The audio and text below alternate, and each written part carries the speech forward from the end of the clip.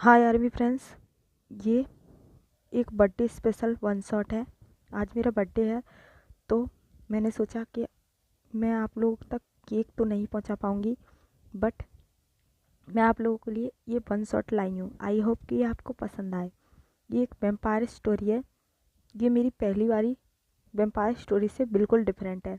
I hope कि ये आपको अच्छी लगेगी। तो चलिए स्टोरी में आगे बढ़ते हैं। उससे पहले मैं कहना चाहूँगी कि मुझे जब मैं ये स्टोरी रिकॉर्ड कर रही थी तो मुझे बहुत तेज़ जुकाम था और इसके कारण मेरी आवाज़ थोड़ी क्रैक हो सकती है। मेरे गले में बहुत तेज़ पेन हो रहा है। मेरी आवाज़ थोड़ी क्रैक हो सकती है तो प्लीज़ इग्नोर करना। चलिए स्टोरी में आगे बढ़ते हैं। 20 ईयर्स का लड़का होता है जो कि डिलीवरी बॉय का काम करता है और वो किसी को कुछ डिलीवर करने के लिए अपनी बाइक लेके, जो डिलीवरी बॉय की बाइक होती है, उसे लेके जा रहा था। रात का समय था, चारों ओर सन्नाटा था। वो एक सुनसान सड़क से गुजरता है जिसके साइड में ही जंगल था। वो वहाँ से जा रहा था।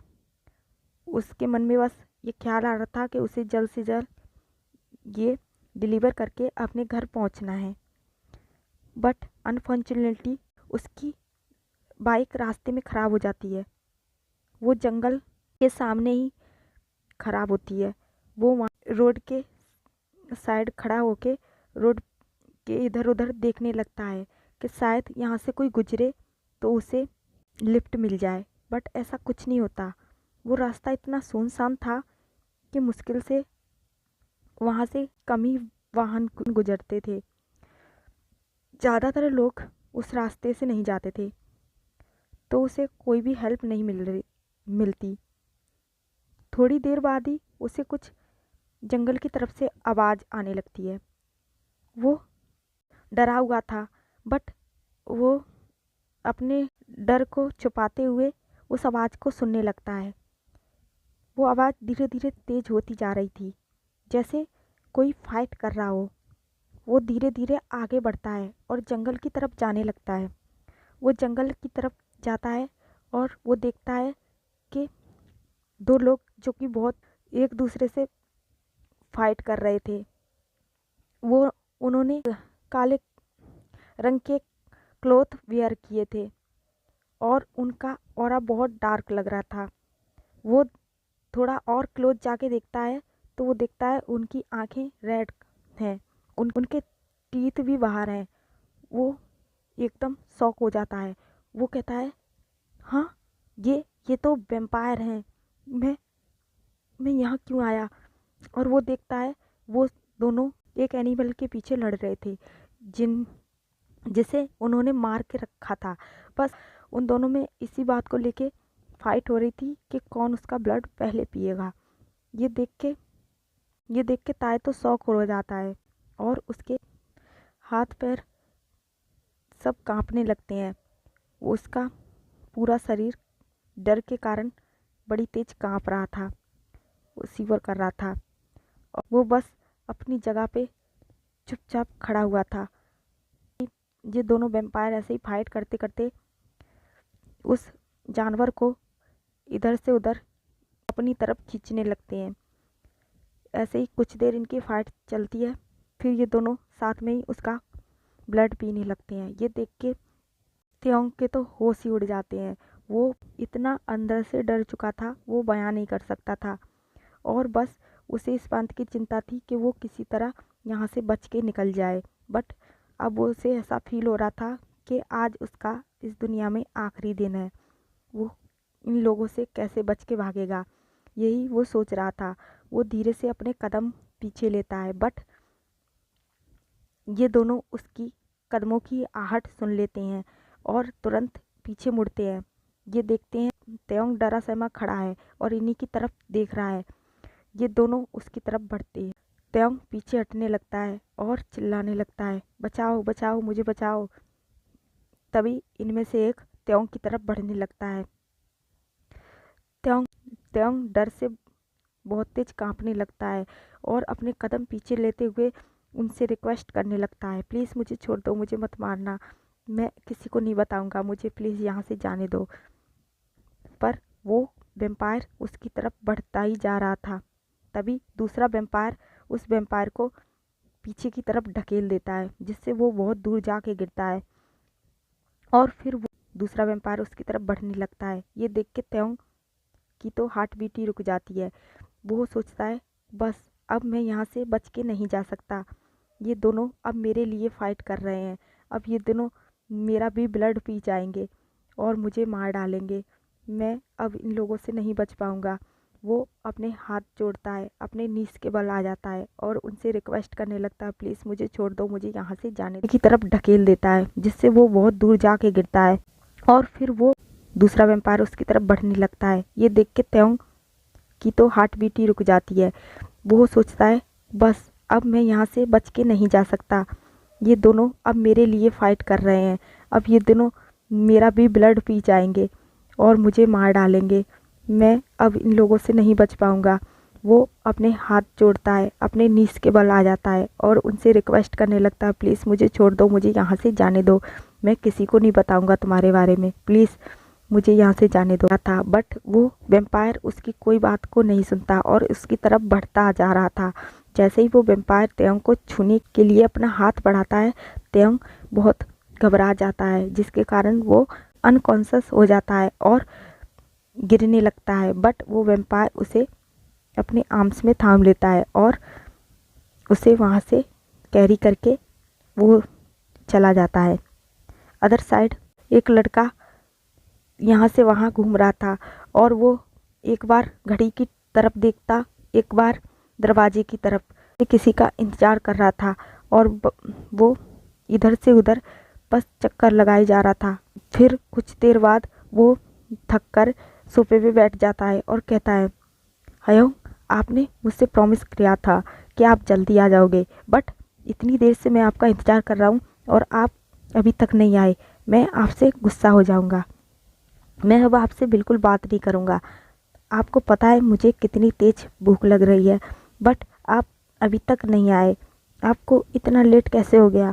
मैं अब आपसे कोई बात नहीं करने वाला। आप मुझे कितना भी मना लो, बट मैं आपसे कोई बात नहीं करूँगा। अब आपका जिमिन आपसे गुस्सा है। अब आपसे वो बिल्कुल भी बात नहीं करेगा। तो मैं आपको बता दूँ, ये है जिमिन, ये त्योंग का छोटा भाई है। त्योंग और जिमिन दोनों अनाथ हैं। इन लोगों को इनके आंटी अंकल ने ही पाला है, बट इनके अंकल तो बहुत अच्छे थे, बट इनकी आंटी इनसे बहुत नफरत करती थी।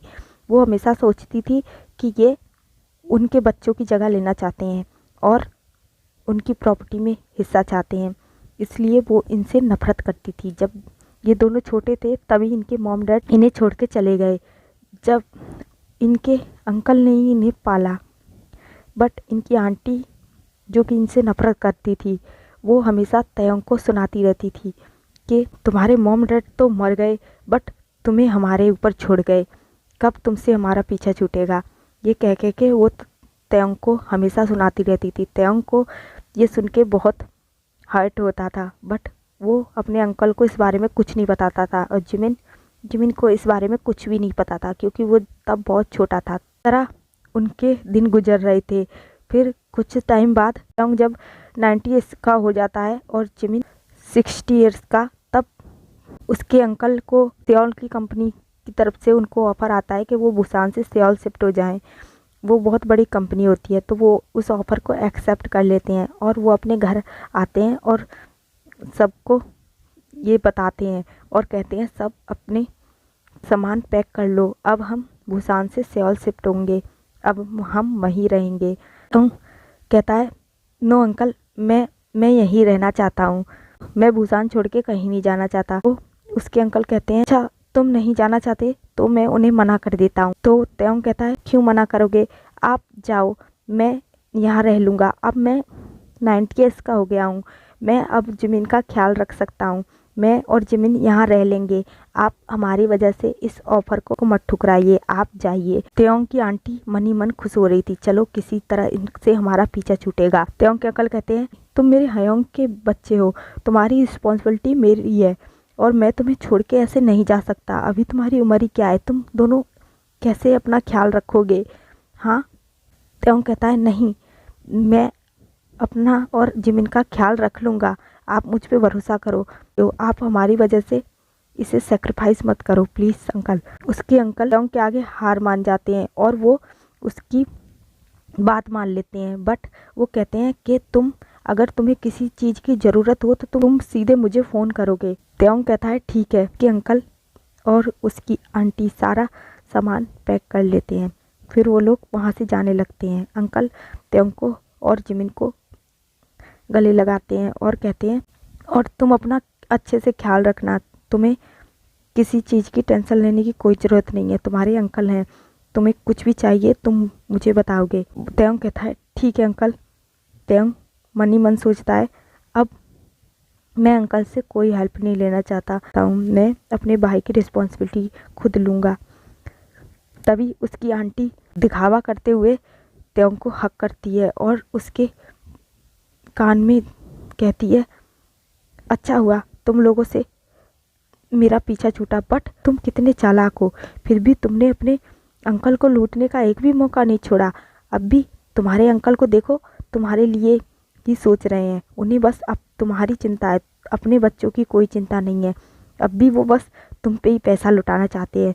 तुम कैसे हो, तुम और कितना अपने अंकल को लूटोगे, कब हमारा पीछा छूटोगे? भगवान करे तुमसे अब दोबारा कभी मुलाकात ना हो।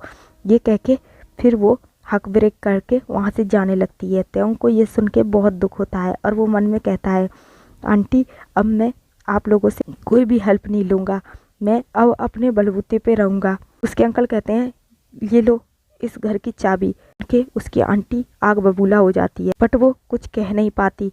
त्योंग कहता है अंकल इसकी क्या ज़रूरत है? तो उसके अंकल कहते हैं अच्छा तो तुम रहोगे कहाँ? त्योंग कहता है मैं उसका कुछ इंतज़ाम कर लूँगा। उसके अंकल कहते ये घर तुम्हारा है और तुम यहीं रहोगे, मैंने तुम्हें यहाँ अकेला छोड़ा तो इसका ये मतलब नहीं कि तुम सब काम अकेले ही करोगे। त्योंग फिर अपने अंकल से की ले लेता है और वो मन में कहता है जल्दी मैं जिमिन और अपने लिए कोई दूसरा प्लेस ढूंढ लूँगा, पर अभी मुझे यहीं रहना होगा। अभी ना मेरे पास कोई जॉब है ना कोई प्लेस, तो मैं जिमिन को कहाँ रखूँगा, तो मुझे यहीं एडजस्ट करना होगा। बट मैं आंटी का कोई और एहसान नहीं लेना चाहता, मैं जल्दी इस घर को दोबारा अंकल को वापस कर दूंगा, वरना आंटी इसे लेके भी मुझे सुनाएंगी। ये था त्योंग और जिमिन का पास्ट। तो स्टोरी में आगे बढ़ते हैं। जिमिन बहुत देर तक इंतज़ार करता है पर त्योंग नहीं आता। जिमिन बस यही सोचते सोचते बिना खाए पिए सोफे पे ही सो जाता है। अदर साइड त्योंग की आंखें खुलती हैं तो वो एक बड़े से मेंशन में एक किंग साइज बेड पे सोया हुआ था। उस मेंशन को देखने लगता है। वो झटके से उठ के बैठ जाता है और आसपास देखने लगता है और वो मन में सोचता है मैं तो उस जंगल में था और वो वैम्पायर तो मेरा ब्लड पीने वाले थे, तो मैं यहाँ कैसे आया? क्या मुझे किसी ने बचा लिया? मुझे किसने बचाया? तभी उसके सामने जंगकुक आता है। वो जंगकुक को देख के कांपने लगता है और पीछे हटने लगता है और कहता है तुम तो वही वैम्पायर हो ना? जंगकुक स्माइल करते हुए कहता है हाँ मैं वही वैम्पायर हूँ। तभी वो कहता है प्लीज़ मुझे मत मारना, मुझे यहाँ से प्लीज़ जाने दो, मुझे कुछ मत करना। अगर तुम्हें ब्लड ही चाहिए तो मैं तुम्हें रोज़ हॉस्पिटल से ब्लड ला के दूँगा, बट तुम मुझे मत कुछ करो। मेरे भाई का मेरे सिवा कोई नहीं है, उसका ख्याल कौन रखेगा? वो यही सब कह रहा था और रो रहा था। तभी पीछे से आवाज़ आती है। एक वुमेन उस पे भड़कती है और कहती है मैंने तुम्हें मना किया था ना कि तुम उसके सामने मत जाओ, तुमने फिर उसे डरा दिया। जंगकुक कहता है नो मॉम, मैंने इससे कुछ नहीं कहा, पता नहीं ये क्यों इतना रो रहा है। तभी जिन अंदर आती है और त्योंग की तरफ बढ़ने लगती है। त्योंग उसे देख के भी डरने लगता है और पीछे हटने लगता है, बट वो त्योंग के पास जाके बैठ जाती है और कहती है तुम्हें डरने की ज़रूरत नहीं है, मैं तुम्हें कुछ नहीं करने वाली। तुम बताओ मुझे, क्या इसने तुम्हें डराया? तुम इससे मत डरो, ये तुम्हें कुछ नहीं करेगा।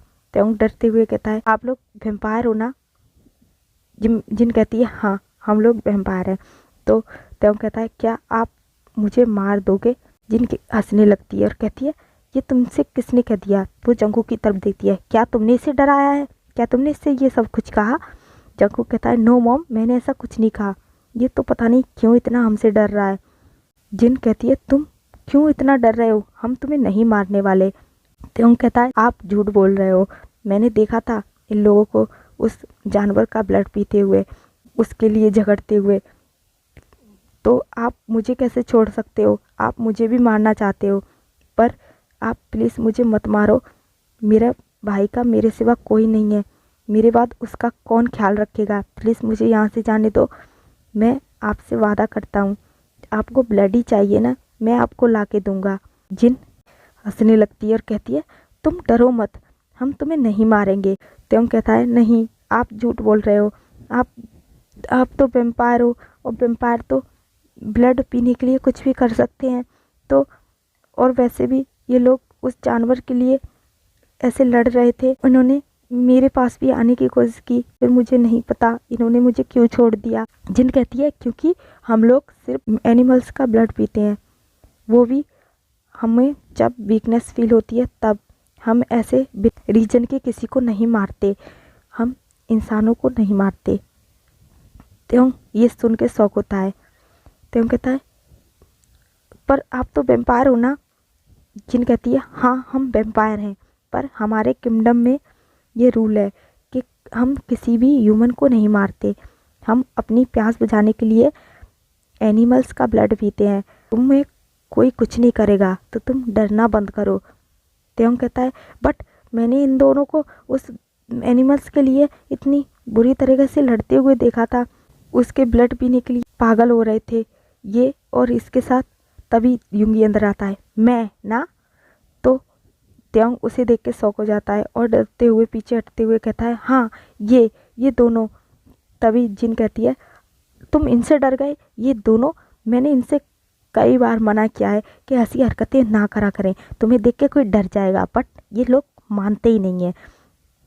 ये दोनों बस एक दूसरे से कंपटीशन करते रहते हैं। ये दोनों भाई हैं और ये दोनों मेरे ही बेटे हैं। ये जंगकुक मेरा बड़ा बेटा और ये यूंगी मेरा छोटा बेटा। तुम इन लोगों से क्यों डर रहे हो? ये लोग कुछ नहीं करेंगे तुम्हें, ये लोग तो बस थोड़े से पागल हैं। जंगकुक कहता है, मॉम आप भी? जिन कहती है, और क्या कहूँ, मैंने तुमसे कितनी बार मना किया है, तुम ऐसे क्यों बिहेव करते हो जिसे देख के तो कोई भी तुमसे डर जाए। मैंने तुम्हें मना किया है, फिर भी तुम क्यों फाइट करते रहते हो? हाँ, क्यों कंपटीशन लगाते हो?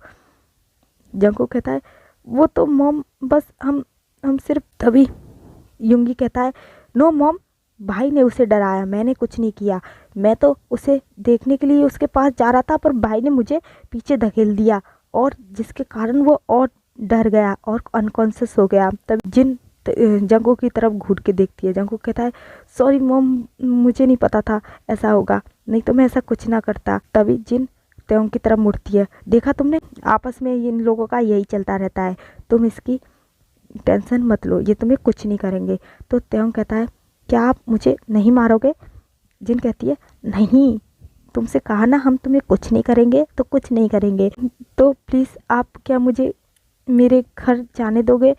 एक्चुअली मेरा भाई घर अकेला है, उसने पता नहीं कुछ खाया होगा या नहीं, वो कब से भूखा होगा, प्लीज़ आप मुझे यहाँ से जाने दो। त्योंग जिन से रिक्वेस्ट कर रहा होता है, तभी पीछे से आवाज़ आती है, अच्छा तो इसे तुम लाए हो? सब पीछे मुड़ के देखते हैं तो वहाँ से नामजून आता है। तभी यूंगी कहता है, मॉम मैं जा रहा हूँ, डैड फिर मुझे डांटेंगे। जिन कहती है, अरे कहाँ जा रहे हो, रुको। पर यूंगी कोई बात नहीं सुनता और वहाँ से भाग जाता है। नामजून अंदर आता है, अच्छा तो तुम हो वो बॉय, तुम मत डरो, मैं तुम्हें बता दूँ, तुम अकेले यहाँ ह्यूमन नहीं हो, मेरी वाइफ भी एक ह्यूमन है।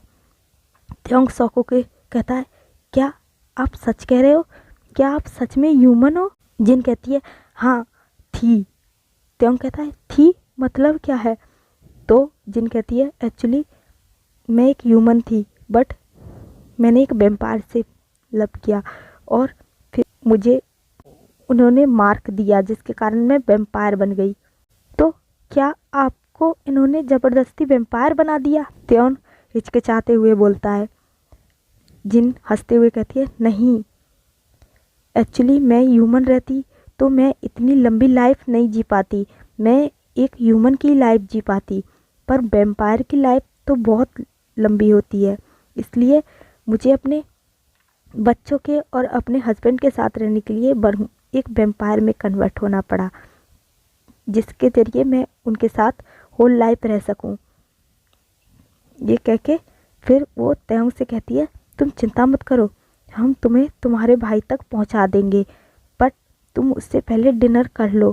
त्योंग हाँ में सिर हिलाता है और नामजून और जिन उसे अपने साथ लेके ले जाते हैं। अदर साइड सुबह का समय था। जिमिन की आंखें खुलती हैं तो वो देखता है कि वो कल रात त्योंग का इंतजार करते करते सोफे पे ही सो गया था।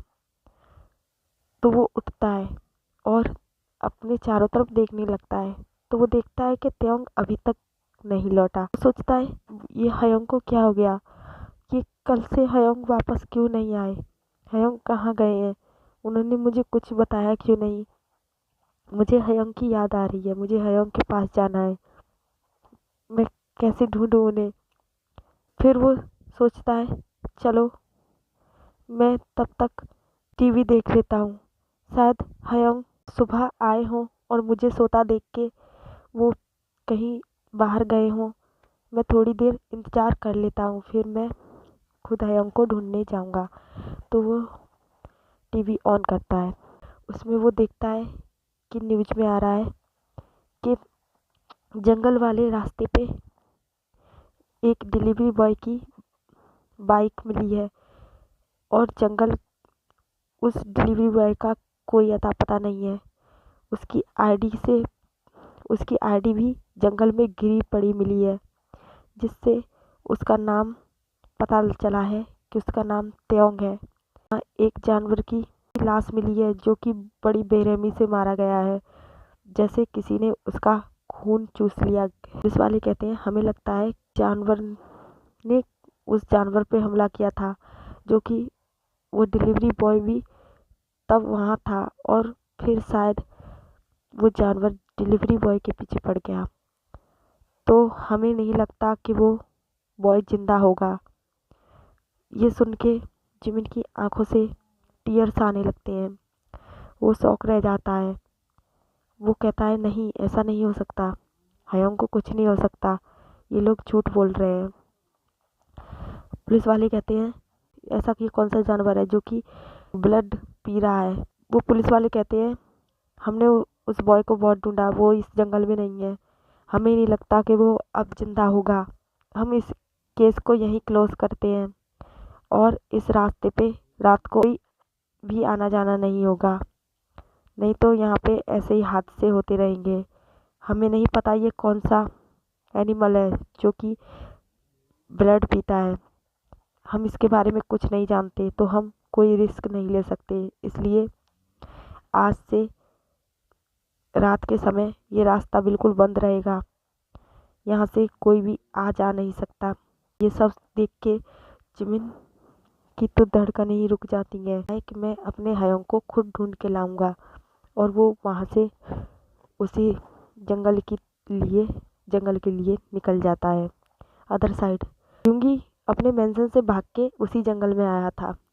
वो मन में कह रहा था थैंक गॉड कि मैं वहाँ से आ गया, वरना डैड मुझे फिर से डांटते। वो तो हमेशा मुझ पे ही इल्ज़ाम लगाते हैं, मुझे ही ब्लेम करते हैं और कहते हैं कि भाई को भी मैं ही अपनी शरारतों में शामिल करता हूँ। अगर मैं वहाँ रहता तो उस लड़के का इल्ज़ाम भी मुझी पे मढ़ दिया जाता और डैड मुझे ही डांटते, मैंने ही उसे डराया होगा। बट मैंने कहाँ उसे डराया था, मैं तो बस उससे पूछने जा रहा था कि वो यहाँ क्या कर रहा है। वो तो भाई थे जो कि उन्होंने मुझे पीछे पुश कर दिया और खुद उसके सामने चले गए, जिससे कि वो अनकॉन्शियस हो गया। इसमें मेरी क्या गलती? बट डैड को तो हर चीज़ में मेरी गलती दिखाई देती है।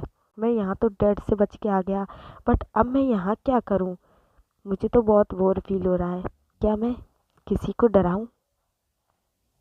हाँ, बट डैड डैड ने तो मना किया था कि मुझे ऐसे कुछ शरारत नहीं करनी। तो फ्रेंड्स, चलिए तो मैं आपको बता देती हूँ कि किसकी एज कितनी है और इनका नेचर कैसा है। तो चलिए, तो तयंग की एज है 20 और जिमिन की एज है 70। तयंग थोड़ा मैच्योर्ड टाइप है, बट इतना भी नहीं। वो बस दिखाता है कि वो बहुत ज़्यादा मैच्योर्ड है, क्योंकि उसका लिटिल भाई, वो उसे उसका ख्याल रखना है, उस इसलिए उसे मैच्योर होना पड़ा। और जिमिन, वो बहुत ज़्यादा शरारती है। वो अभी भी बच्चों जैसा बिहेव करता है। वो बहुत जल्दी दुखी और खुश हो जाता है। वो बहुत बहुत क्यूट है। और अदर साइड जंगकुक, जंगकुक है 21 ईयर्स का। वो भी काफ़ी मैच्योर्ड है, बट भाई की शरारतों में आ जाता है, इसलिए उसे भी अपने मॉम डैड से डांट खाने को मिलती है। उसका छोटा भाई युंगी, जो कि 90 ईयर का है, वो बहुत ज़्यादा शैतान है। हमेशा कोई ना कोई खुरापात सोचता रहता है। दिल से वो बहुत अच्छा है, बट अपनी शैतानियों से बाज नहीं आता, इसीलिए नामजून हमेशा उसे डांटता रहता है, बट वो कभी बाज नहीं आता। और जंगकुक को भी अपनी शैतानियों में किसी तरह शामिल कर लेता है और उसे फंसा के खुद वहाँ से भाग जाता है। तो चलिए हम स्टोरी में आगे बढ़ते हैं। युंगी यही सब सोच रहा था, तभी वो देखता है एक क्यूट सा बॉय उस जंगल में घूम रहा है और वो शायद किसी को ढूंढ रहा है। जिमिन जंगल पहुंच गया था और वो बस तयंग को ढूंढे जा रहा था। उसे विश्वास ही नहीं हो रहा था कि तयंग को कुछ हो सकता है। तभी युंगी सोचता है, क्या मैं इसे डराऊं? हाँ, चलो के साथ थोड़ी मस्ती की जाए। बट डैड ने मुझे कुछ कहा तो? अरे, उन्हें कैसे पता लगेगा? और वैसे भी मैं भाई की तरह इसे इतना नहीं डराऊंगा। मैं तो सिर्फ इसके साथ थोड़ी सी मस्ती करने वाला हूँ। मैं इससे बाद में सॉरी बोल दूंगा। ये कह के युंगी एक डेविल स्माइल करता है और तुरंत जिमिन के पास चला जाता है। जिमिन बस तयंग को ढूंढ रहा था। युंगी जिमिन के पास पहुंच जाता है। जिमिन युंगी को देखता है। वो सोचता है, अरे ये लड़का इस जंगल में क्या कर रहा है? ये जंगल तो पुलिस वालों ने चारों तरफ से घेर लिया है। यहाँ आने की मनाही कर दी गई है। इस जंगल में कोई भी आ नहीं सकता। मैं इतनी मुश्किलों से किसी तरह इस जंगल के अंदर एंट्री ली है, तो ये यहाँ क्या कर रहा है? क्या इसे कुछ पता होगा मेरे भाई के बारे में? मुझे इससे पूछना चाहिए, मुझे शायद इससे कोई हेल्प मिल जाए। ये कह के जिमिन युंगी की तरफ देखने लगता है। युंगी जिमिन की तरफ आता है और जिमिन से कहता है, हे छोटे लड़के, तुम यहाँ क्या कर रहे हो? जिमिन कहता है, मैं इस जंगल में अपने हयोंग को ढूंढने के लिए आया हूँ। तुम कौन हो? तुम यहाँ क्या कर रहे हो? तुम्हें पता नहीं है कि इस जंगल में कोई जानवर है जो लोगों का खून पी रहा है? युंगी हंसने लगता है और कहता है, हाँ, ये तुमसे किसने कहा? जिमिन कहता है, मैंने कल ही न्यूज़ पे देखा था। वो लोग बता रहे थे कि इस जंगल में एक खूंखार जानवर है जो लोगों का खून पी रहा है, और शायद मेरे हयोंग को भी उसने पकड़ लिया है। मेरे हयोंग नहीं मिल रहे। तुम यहाँ क्या कर रहे हो? युंगी कहता है, मैं तो यहाँ अक्सर आता हूँ, मैं यहीं पास में रहता हूँ। जिमिन कहता है, अच्छा, क्या मेरे हयोंग को तुमने देखा है? देख, ये मेरे हयोंग है। वो तयंग की फोटो युंगी को दिखाता है। युंगी देख के शॉक हो जाता है। कहता है, हाँ, ये तो वही कल वाला लड़का है जो हयंग को देख के अनकॉन्शियस हो गया। जिमिन ये सुन लेता है। जिमिन कहता है, क्या क्या तुम मेरे हयंग को जानते हो? युंगी कहता है, हाँ, वो एक्चुअली वो मेरे हयंग को देख के डर गया था और वो अनकॉन्शियस हो गया। वो हमारे मेंशन, सॉरी फ्रेंड्स, ये वन शॉट अभी कंप्लीट नहीं हो पाया, इसका एक पार्ट और आएगा। मैं क्या करूँ, मेरे गले में पेन है, इसलिए मैंने इसे 2 पार्ट में डिवाइड कर दिया है, तो जल्दी इसका नेक्स्ट पार्ट भी आ जाएगा, तो वेट कीजिएगा। तो चलिए, बाय।